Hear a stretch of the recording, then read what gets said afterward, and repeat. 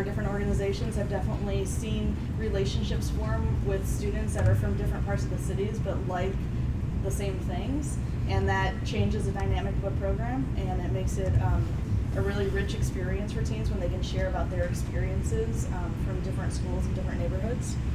And then it also can connect them to professionals. So I think most of the organizations that are in CSTEMB offer programs like internships or opportunities for teens to go and meet with professionals and be in the workplace. And so this is a great opportunity for them to find out about those things through the badges. And then those things hopefully will connect back to the community as teens get familiar with this and families are used to using digital badges as a way to seek out opportunities and to share what they've learned and bring their skills to the table. Hopefully they'll bring that back to your communities and sort of secular motion, start the secular dance.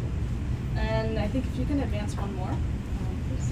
So we have a couple places if you'd like to connect with us. We have a WordPress. It's a cstemb.wordpress.com, and that's a great way to find out about what each of the working groups has been doing. We've been keeping ongoing blogs after all of our meetings, and just like in general about the progress. Jamila just posted a great blog about how ASM has been using the badges in their programs. And then community STEM is our handle on Twitter. Not super active, but from there I think you'll be able to connect with us individually. A lot of us are on Twitter and are following that. Great, thank you. Any questions? If we have time to take questions or can chat. Are those once a month meetings open for any professional in the organization, or are they just kind of exclusive to those 14 members? I think it was at the planetarium. Yeah, so we do broadcast it on Google Hangouts, so it's definitely open. Like anyone could jump on and watch the meeting. Physically, I think when everyone is there, the space might be a little tight to have anyone come in. But if you are interested, you can definitely contact us, and we can have you come to the meeting. Is that partnership, those 14 partners, exclusive, or is it open for other organizations as well? So that was the original partnership that was supported through a Hive grant, and then we haven't talked. We're not at the stage yet about talking about like next steps and expanding. But the idea is to set up the badges so that there are these standards around, and that we're all sort of using the same language when we're issuing the badges. So like, what does Discover Leadership mean at the Adler, and what does it mean at Iridescent? And so to sort of make sure that's all on the same page. So once that's set up, there may very well be the opportunity where other organizations could use those badges. Yeah, well, YWCA does have a Tech Girls STEAM curriculum-based program for young ladies ages 9 to 14 years old. And I'm pretty sure my administrators do have some insight as to what you're speaking about. But I would have loved to just go back and provide some extra information, maybe a path or bridge any information that was really kind of fuzzy. Yeah. So before I leave, get your business card and stuff. Because we're always looking to make those connections, and like we have a project for next October. Like there's always stuff happening where having more people at the table is definitely beneficial.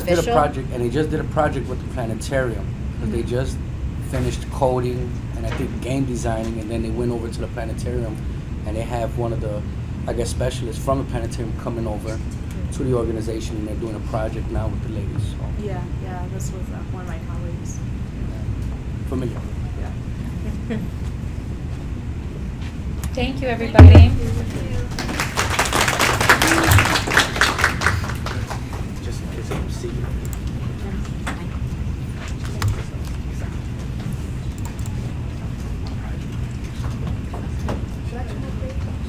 It's up to you. Either way.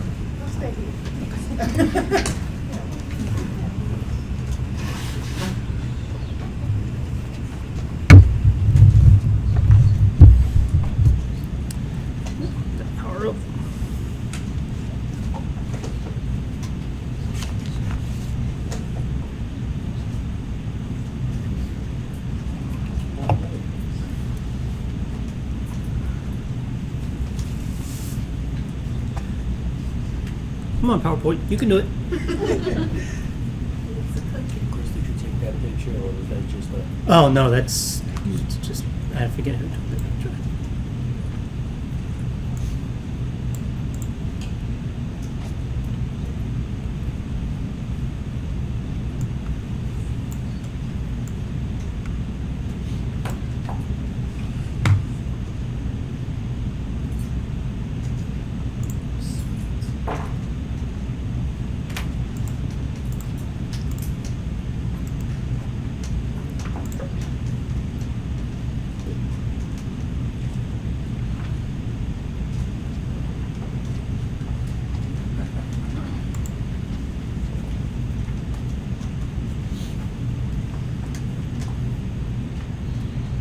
Sorry, usually it's better behaved than this.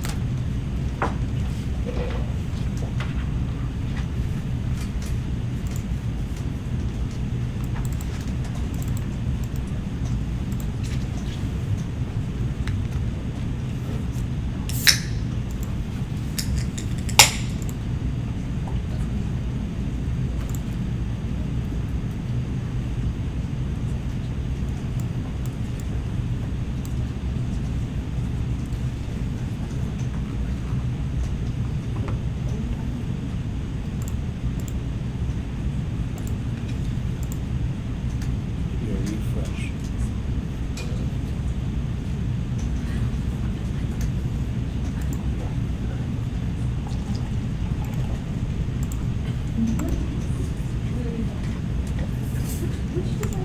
There we are. Sorry about that. All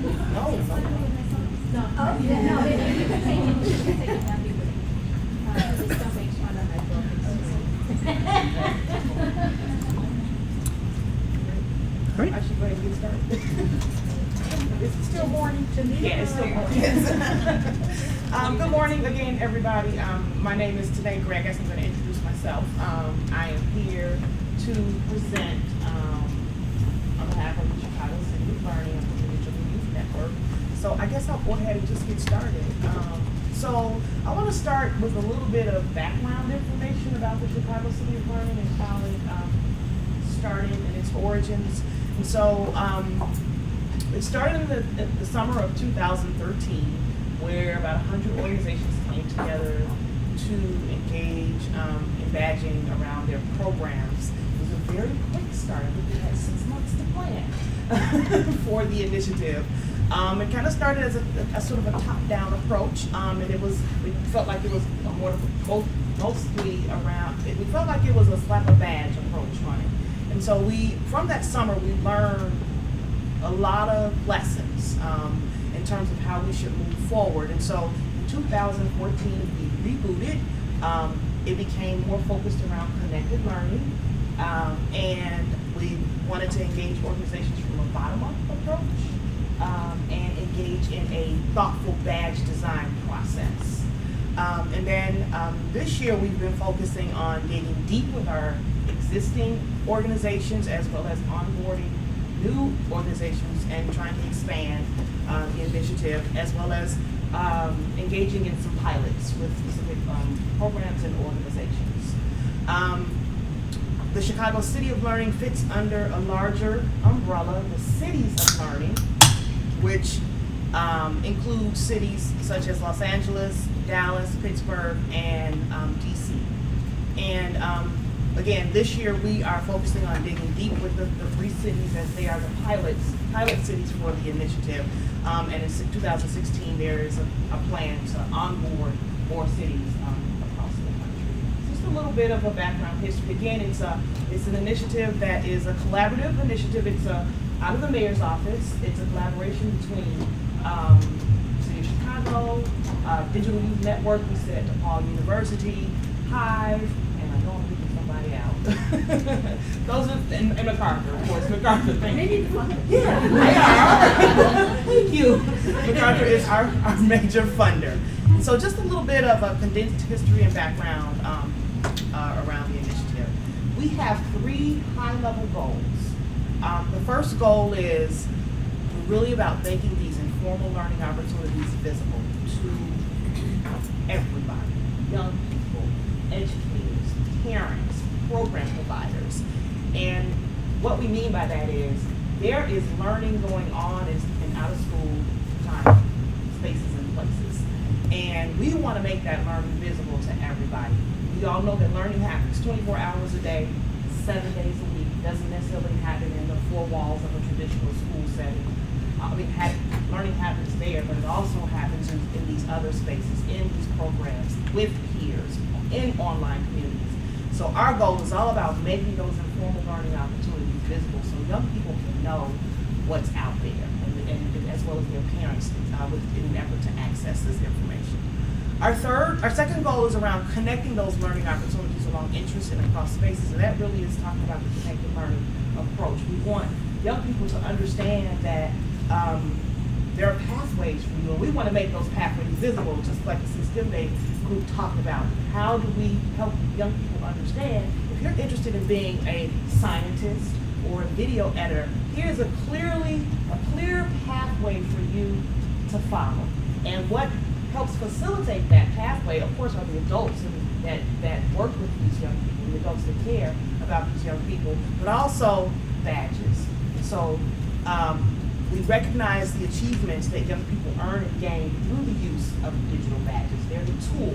And we always say that Chicago City of Learning is not a badging initiative, it's a learning initiative, because the badges are grounded in the learning that goes on in these programs. And so those are our three high-level goals. And the ways that we, like in terms of that first goal, the way that we make those learning opportunities visible is through the Chicago City of Learning website. And I'll talk a little bit about that shortly. We can advance the slide. We engage organizations in three ways. Of course, we're always looking for new organizations to join because we want to make all these opportunities visible. But the three ways are: you can plug in. So if you offer youth learning experiences and or opportunities, we would love for you to plug in and attend training so that you can understand the ecosystem that we're trying to build here in Chicago, grounded in the connected learning framework. You can engage as a connector. So maybe you know youth serving organizations that work with you, and you can refer them to us. We would love for you to say, hey, we know such and such over here, and we think they might be interested. So if you know folks, send them our way. And the third way we engage with organizations is we serve as a promoter. So maybe you work with parents or different external audiences, because we also, a part of our goals is to raise awareness in the city of Chicago of all of our key stakeholders, which include parents, of course. So if you know you work with parents or you work with schools or any other entity, we would love for you to promote the Chicago City of Learning, and we can provide you materials to do that. Okay? So going back to that first goal, this is just a screenshot of the landing page for the Explore page. And so we talk about making these informal learning opportunities visible. And the way that happens is going to young people being able, and their parents or adults being able to go to the Chicago City of Learning website to explore and search for programs that they're interested in. And not only face-to-face programs, but online content, online challenges that young people can pursue and earn badges. And so, and I've been doing a lot of parent workshops with parents, and they've just been loving it. I mean, eating up and what I found is that parents just don't know where to find programs. They want the same things that we want for our children, they just don't know where to go. So we consider this a one-stop shop, and that's why it's really important as we continue to onboard new organizations that we get all the programs, on the website. So young people can search in different ways. Young users, I should say, not just young people, but users of the site can search by neighborhood. So if you click on the neighborhood, you can't do that, of course, it's a screenshot, but users can search. Programs are categorized by the neighborhood that they offer the programming in, so south side, west side, downtown. You can search by entering a zip code. You can search for in-person or online programs. You can also search by free and paid programs, and then you can type in age if you're looking for a specific age range that the program would address. On the left-hand side, those are the different topics that young people can explore. And so you can search by coding and, range of topics from coding and games to design and making to numbers. And so when organizations go through training, we ask them to categorize their programs so that they're searchable in that way. So that's why it's very important, again, for organizations to get their programs in. And then what happens is, what you'll find is a set of either online challenges, depending on your search, set of online challenges or face-to-face programs will pop up. And then what you'll see, I think on the next slide, is if it's a face-to-face program, what you'll see is, this is an example of the National Veterans Art Museum. This is their org page, and what happens is, what is provided is a description of their program, the types of badges that can be earned as a result of participating in that program, logistical information in terms of time when the program starts and ends, what days the programs are offered on, start time, the location, workshop information, whether it's free or paid, and about 99.9% of our programs are free. And it also suggests other programs that are tagged or categorized in the same way that young people might be interested in pursuing. So that's an example of an org page and what a parent or user of the system would see. And of course, it also provides workshop contact information. And again, just to re-emphasize that the initiative is grounded in connected learning. And it's really about understanding how we help young people, or how we as adults and programs engage young people in these multiple entry points for learning. And we all know that connected learning has a set of design principles and a set of learning principles, and really thinking about, one, that it's all about interest-based learning and helping young people pursue their passions and what they're interested in. And so we talk a lot about this in the training and help people understand that we are really trying to engage young people in multiple ways to think about the different learning and change the landscape of learning in the city of Chicago. We like to call, we actually call Chicago it's a citywide campus for learning. And so it's grounded in this, it's grounded in the connected learning framework to really make clear that learning happens in multiple spaces, in multiple places, and in multiple ways. Again, the digital badges are a tool. They represent the learning that the young person has engaged in. Digital badges are shareable representations of a young person's achievement. Young people are able to push their badges out. They're not siloed. So they can share their badges with to multiple social media outlets. They can also push their badges out to email addresses. And so if a young person is applying for an internship, or if they want to include their badges on a college application, they can include the URL to their portfolio, because what ends up happening is, once as young people earn their badges, it really represents a digital resume. And like the C-STEM group pointed out, the badges are packed with data. So it's not a slap a badge approach on the badge design process. The badges are packed with data, criteria, such as criteria, the issuer of the badge, what type of badge it is in the training process. We have a standard framework for badges. There are 4 types of badges. It's the first one is a knowledge badge. The second one is a skill badge. The third one is a disposition badge, and then a showcase badge. And we engage, and this is really about the badge design process. It's a very thoughtful process that helps organizations make decisions about what badges make sense for your programs. And we encourage organizations to start small, take a program and pilot it. We don't ask that you design all 4 badges for your programs, but it's really thinking about how badges can do 2 things. Address challenges, learning challenges that you might be experiencing in your program. Maurice brought up motivation. So badges can serve as a tool to motivate young people. Badges can serve as a tool to help young people understand identity. So if I want to be a scientist, how do I create badges that speak to young people being able to develop an identity around being a scientist? Also, badges can serve to recognize the knowledge and skills that young people have gained and or learned in these programs. So the badges are packed with data. The badge design process, and what we do is we ask organizations to bring their existing curriculum and think about the integration of badges in ways that make sense. And that's gonna start off as being valuable within the context of your own organizations first. So let's think about how this can add value to your programs and to the young people that you serve. And so it's a very thoughtful badge design process that I think that makes a lot of sense. I'm biased, but no. But again, I think what's really important to point out is that the badges are packed with data. And they tell the story of the young person's experience as well as the story of the program.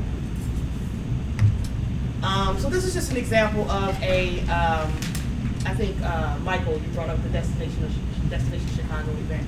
And my son actually earned a badge for the Destination Chicago event. This is just an example of how badges can articulate learning. You know, we want young people actually to be able to begin to have the language when they're talking to college admissions officers or people that are providing interns. And badges can do that because again, the data helps young people and others begin to convey what took place and the learning that took place. So this is just an example of what that badge looks like in that student's portfolio.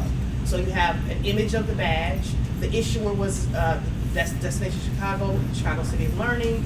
A description of the badge is this badge was earned by participating in a day of making and doing with the Chicago City of Learning.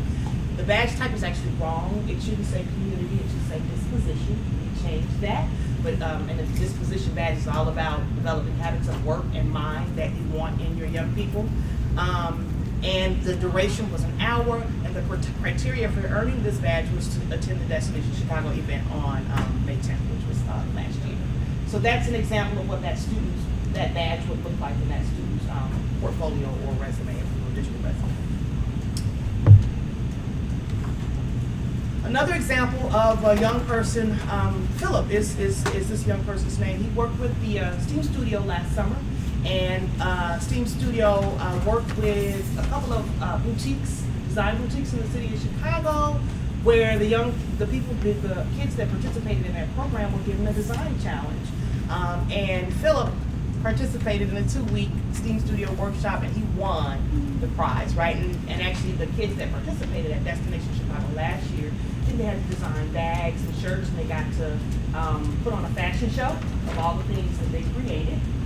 It was awesome. And Philip was announced as the winner of the design challenge at Destination Showcase. And he actually won a virtual residency with Arts Edge National Design Team at the Kennedy Center in DC. So just, and he talks a little bit about his experience, with STEAM Studio, how it was incredible. It really helped him grow and see himself differently as a fashion designer. Our goals for this year is really to engage in more effective outreach, as we are really trying to onboard more organizations and programs. We are developing more traction in schools. We have a partnership with Chicago Public Schools right now. We have about 60,000 kids on the Chicago City of Learning website right now who have claimed their accounts through that partnership with CPS. So if you don't have your program, if you don't have your summer programs updated, please do so as soon as possible so those kids can find your programs. And of course, we're always working toward developing more pathways and working with organizations to think about pathways to opportunity. Those of you that are interested in training, we have 2 trainings left. We're doing 6 this year. We have 2 trainings left, which is, we're in the round 4 right now. This month, during the month of April, we're doing 2 more trainings in April. In May, May 8th, 15th, and 22nd at DePaul University, and then May 12th, 19th, and 26th at the Chicago Teacher Center. The trainings are from 9 to 1. We ask that everybody attend all 3 trainings. You actually earn a badge yourself as an organization, because earning that badge means that you're badge literate. And the criteria to earning that badge is attending all 3 sessions and publishing a badge on the Chicago City website. And I think the last slide is questions. Yeah. Can you go back to that last slide? Questions. Yes. So how many badges have been issue? Oh my God, I would have to go back and look at the, I don't know, I would have to go back and look at the, I will tell you that in a few minutes. I don't know offhand. I missed your name. It's Tene, T-E-N-E, Gray. And the last slide actually has my information. Yeah. Any other questions? You said you were looking for new organizations to join. That's correct. Somewhere in the middle. How can Yes, I want to connect. YMCA? YW. YW. Yes, ma'am. So I would really like the opportunity to get that information to the administrators. Let's talk after. Yep, absolutely. Would love it. You're on my list. Any other questions, thoughts, comments, concerns? I don't know if you mentioned it, but will you have, in the previous years, you had this big culminating Yeah. event at the Yes. end of summer? Yes. So we're doing two things, right? So for the kids this year, we're doing a summer kickoff June 5th. That's gonna be at Grant Park. And it's actually team focused, and we're looking for anybody who works with teams to join the little committee as we wanna really think about how to create an event for the teen audience. So let me know if you're interested in that. We also do our summer showcase that happens in August. And that's where all of our organizations come together, and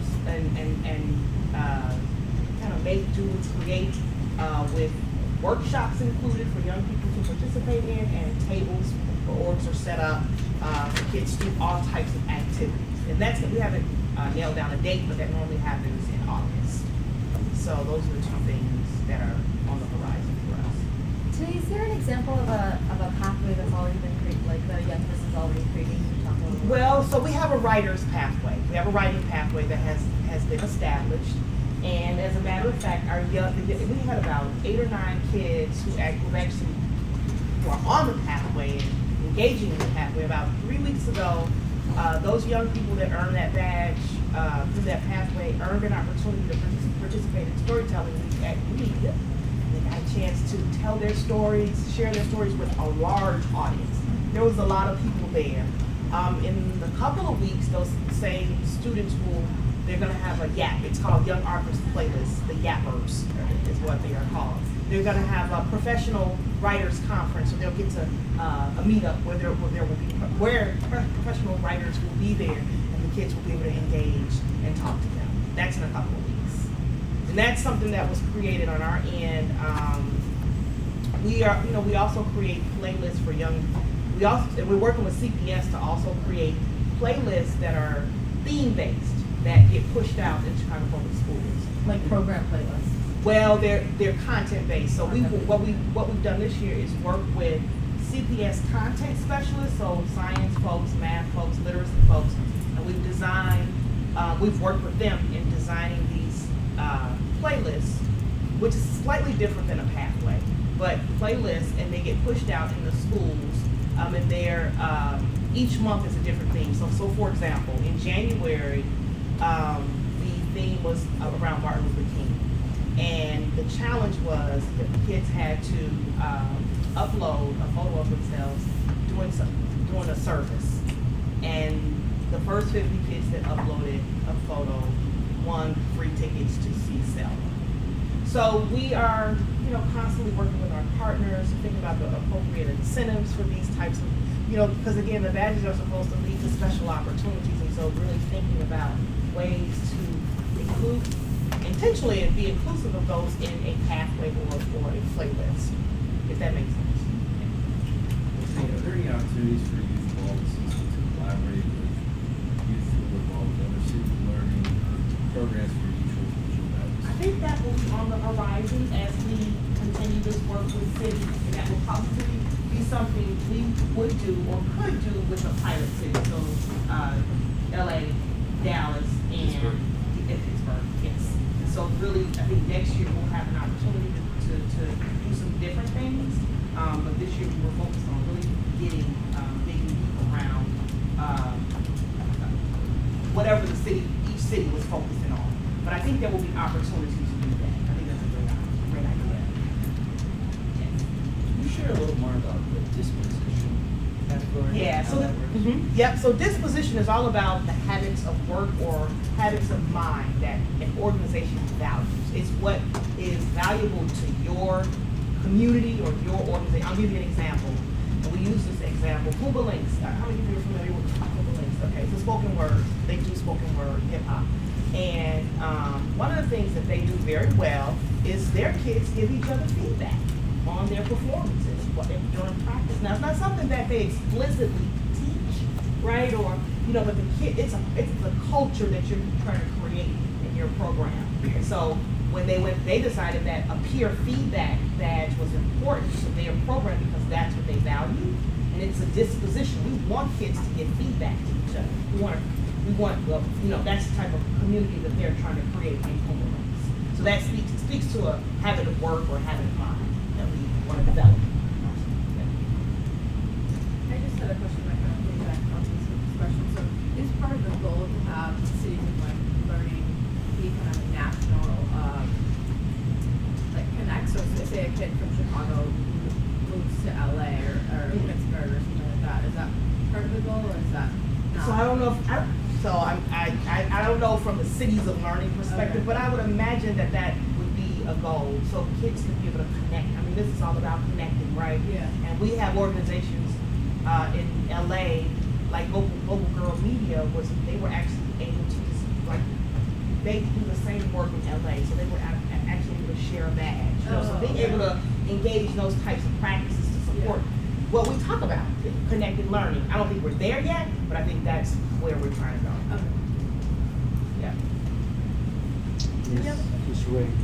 Your age groups, is there any curriculum for teenagers such as high school? Yeah, so the program, so each program identifies the age that they service, but the website itself is 4 to 24 years old.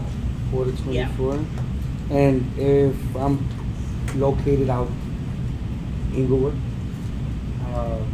does that stop child from pulling information from up north? Search and explore, and again, the filters, you can search the general search, or you can search with those specifics. Yep. Behind you. I have a question with regards to the immigrant population of those limited English proficient teens. How the ease of use for those folks. I think that's something that's a barrier for us right now. I've done workshops with Spanish-speaking parents, and that has been a request. Like, how is there a way for the website to be translated to Spanish? We do create Spanish-speaking materials for our Spanish-speaking audience, but I think that's a barrier for us that we're figuring out. But we recognize that.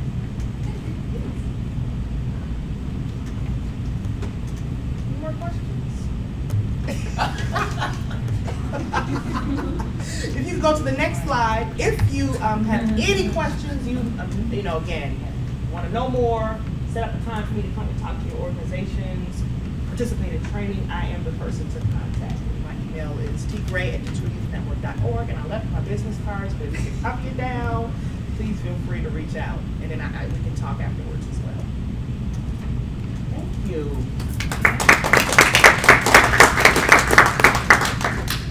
Well, I believe that was our last speaker. Let me wait a minute. I got cookie oil in my mouth. So first of all, I'm done. I don't need anything. I just want to thank everyone for coming today. We are again going to be having all types of meetings for Connect Chicago coming up. So I really encourage you to connect with the meetup group page and watch for those announcements. If you have anything particular or in particular that you're interested in, that you think would be a good topic, we are very open to helping to collaborate with you and get guests and speakers and all the rest of that, and of course provide lunch. So please don't hesitate to reach out to us at Smart Chicago. And again, thank you for your time and attendance today. We have this room until 1 o'clock, so if folks want to talk and network and do anything, you're welcome to do that. Before we close out, is there any announcements that anyone wants to make? it's beautiful outside, so hopefully you guys get some of that. I just want to announce that if you, with organizations that might be working with educators, the Chicago Architecture Foundation is doing a free educators event next Friday. So it's from 4:30 to 7. We'll have drinks and hors d'oeuvres. You'll be able to get to engage with some of the projects that we're doing, go on a tour, and just really be able to interact with some great work that we do at our organization. So I hope that you all can make it. And Tonight? Maria had a question. How many badges were issued? 110,177 badges were issued. Good Ooh, job. that's a good job.